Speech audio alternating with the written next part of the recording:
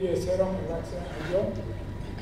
1999, acteur indépendant de la recherche, il met en œuvre des essais cliniques en France et en Europe pour le compte de promoteurs internationaux de promotion académique. En 2015, il est membre du comité de protection des personnes Montpellier et de la MECAP. Voilà donc le premier intervenant que vous avez présenté. Vous allez vous demander. La question est la suivante. À partir du constat d'augmentation progressive du nombre de recherches cliniques réalisées dans les pays du Sud, vous avancez l'idée de la nécessité d'un développement clinique durable des produits de santé. Pouvez-vous préciser ce que vous entendez par développement durable, les raisons de votre point de vue et vos arguments? Merci. Merci, M. le Président de séance. Je viens de parler en effet, on évoque ensemble la question de la surveillance globale des essais cliniques et santé publique, et nous poser la question, allons-nous vers un développement clinique durable des produits de santé? En février 2005, le ministre camerounais de la Santé suspend des essais cliniques menés par un grand laboratoire occidental. Celui-ci a été mis en cause pour le recrutement de prostituées dans le but de tester un antirétroviral. Dans le cadre de cet essai sur le VIH, les prostituées avaient été encouragées à avoir des rapports sexuellement protégés avec des partenaires multiples à raison de 4 $ par mois. Slide suivante. La délocalisation des essais thérapeutiques est un moment dans lequel les pays du Nord trouvent des voies de développement clinique dans les pays du Sud. Les distorsions, les disparités dans l'accès aux soins médicaux rendent les conditions de réalisation de ces essais délicates en termes de justice, de liberté et donc d'éthique. Ce moment est tragique car néanmoins, dans certains pays, pour certaines indications, vous le savez bien, les essais thérapeutiques restent le seul moyen d'accès à des soins gratuits.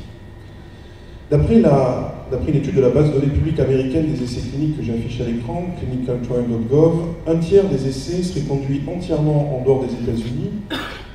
Or, 80% des maladies touchent des pays en voie de développement, alors que seuls 10% des recherches y sont consacrées. On peut afficher la loupe sur l'Afrique. On voit la densité des essais cliniques. Alors, quelles seraient les conditions d'analyse de la réalisation locale de l'essai clinique et si une mission de surveillance existait, que ferait-elle? Une mission de surveillance des essais cliniques aurait pour objet de déterminer si un essai thérapeutique peut ou doit être initié dans un territoire donné. Et pour mener à bien cette analyse, elle s'appuierait sur 3 principaux sujets. Premièrement, la vérification de l'application locale des réglementations et des règlements internationaux. Deuxièmement, l'effectivité de la réglementation locale concernant la recherche médicale. Et bien sûr, en 3, les conditions éthiques de sa réalisation éventuelle. Slide suivante. Le cadre conceptuel de l'analyse s'appuie sur la théorie néo-institutionnelle, qui nous semble adapté au secteur pharmaceutique par sa structuration verticale, ce qui nous permettra d'utiliser de façon complémentaire le modèle socio-technique de Rasmussen que j'afficherai plus tard dans les analyses de terrain. Au niveau organisationnel et dans un contexte incertain et influencé par des pressions dites socio-économiques, les organisations tendent à adopter des structures qui seront considérées comme légitimes par les autres organisations afin d'assurer leur pérennité. Slide suivante. Nous cherchons des réponses aux questions suivantes. Premièrement, sur un plan néo-institutionnel, comment se structurera la surveillance dans la gouvernementalité globale? Deuxièmement, comment et par qui sont effectués le contrôle, le pilotage statique et dynamique des organisations en recherche clinique? Troisièmement, comment garantir l'acceptabilité par les acteurs dans le contexte de stratégie d'acteurs? Et quatrièmement, et ce sera le sujet de ma dernière partie, est-il technologiquement et socio-techniquement possible de développer des outils informatiques, cybernétiques, sécuritaires dans le domaine de la surveillance des essais cliniques délocalisés? Slide suivante. Il s'agit de décrire une démarche qui permet de caractériser le risque éventuel, d'analyser les incertitudes pour finalement gérer ce risque. La gestion du risque est entendue comme le processus de prise de décision qui englobe des considérations politiques, sociales, économiques et techniques, j'ai envie de dire assurantielles également, Et cette gestion doit déboucher sur le développement, l'analyse et la comparaison des options réglementaires et de sélectionner la réponse réglementaire adéquate face à un danger pour la sûreté des patients et de la recherche clinique, afin que cette démarche demeure dans une enveloppe de sécurité acceptable. Alors, nous ne sommes pas naïfs au point de penser que seules les bonnes intentions suffiraient à limiter les dérives éthiques. En 2012, le marché pharmaceutique mondial était évalué à 856 milliards de dollars, et dans cette enveloppe, la recherche clinique sous-traitée à ce qu'on appelle les CRO représente 40 milliards de dollars par an.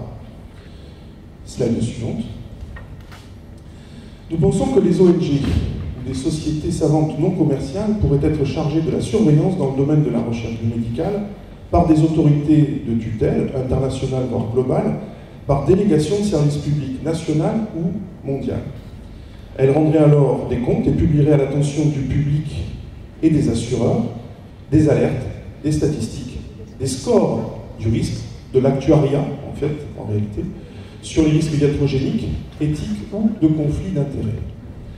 Ces agences de notation, slide suivante, ces agences de notation spécialisées constituent alors des lobbies non commerciaux et non rivaux à même d'influencer des acteurs au moins aussi puissants que les industries de santé que sont les assureurs de celles-ci, dans lequel je comprends les assureurs de responsabilité civile ainsi que les assureurs de risque maladie. Donc des acteurs aussi puissants que les industries de santé. Voici le bras armé des bonnes intentions au travers de la démarche de responsabilité sociale des entreprises. Les conseilleurs et les payeurs faisant alliance de façon vertueuse et qui pourraient à terme labelliser les produits de santé et les industries qui répondraient à cette démarche du développement clinique durable. Alors, avant de conclure, et car ça m'a été demandé, je vais définir le développement clinique durable, en tout cas faire une proposition que je soumets à votre avis. L'ISTERES que j'affiche est le résultat d'un scoring par territoire qui s'appuie sur une centaine de critères agrégés dans lesquels on a à la fois des critères type indice de développement humain, indice de Gini, Gender Gap Index, y compris indice économique, je pense à l'indice Big Mac par exemple, qui permet de relocaliser le niveau de vie, et puis au travers de missions de faisabilité locale, des scores réellement contextuels. Le développement clinique fait référence à une gestion rationnelle des ressources humaines, économiques et écologiques visant à satisfaire les besoins fondamentaux humains tout en préservant la planète pour les générations futures.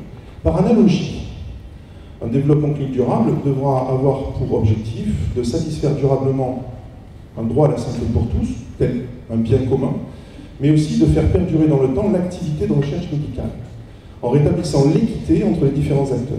Il s'agira de répondre aux problématiques sociales qui se traduisent par des manquements éthiques, tout en travaillant sur les problématiques économiques en relation avec ces inégalités. Je sous-évoque les questions de transfert de technologie qui sont décrites par la Fédération internationale pharmaceutique, et dont on pourra parler si vous souhaitez. Donc cette démarche peut trouver son fondement dans la nature même des produits expérimentaux testés, car la plupart des médicaments précurseurs des grandes familles thérapeutiques sont d'origine naturelle et constituent un patrimoine universel. Je pense à ce moment au cas de l'ACT versus Artemisia in toto dans des tisanes. C'est un sujet d'actualité. Est-ce qu'il est préférable d'utiliser l'artémisine, un principe actif, dans un comprimé, ou la tisane d'Artemisia in toto? C'est un sujet. Ainsi, l'idée que la nature peut renfermer des ressources nécessaires à la préservation de la santé humaine nous mène à penser que l'accès à la santé doit être un droit fondamental accessible pour tous, évidemment, et là on est sur la question de l'environnement santé. Et donc la prise en compte des trois considérations économiques, sociales et environnementales, intimement liées, sera la garantie de ce développement clinique durable.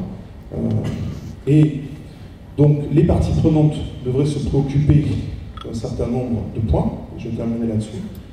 Un accès aux soins en sécurité pour les patients, alors ça reprend la liste des médicaments essentiels de l'OMS, une innovation au service des patients, contextualisée, afin de réduire le time to cure, c'est-à-dire le temps qui sépare une innovation de sa mise sur le marché, surveiller, et ça c'est dans le cadre aussi du règlement des essais cliniques européens, surveiller pour garantir l'éthique des essais thérapeutiques au plan global, assumer des choix éthiques dans le domaine des affaires et de la finance appliqués à la santé humaine, c'est l'objet de l'intégration des scores que j'ai présentés au scoring RSE des laboratoires pharmaceutiques, et pour les parties prenantes internes, garantir hygiène, santé et sécurité au travail et évidemment absence de pression économique excessive dans le cadre en particulier du monitoring car on sait que les acteurs encastrés que sont les moniteurs de recherche clinique peuvent subir des pressions socio-techniques et donc avoir un comportement agentique.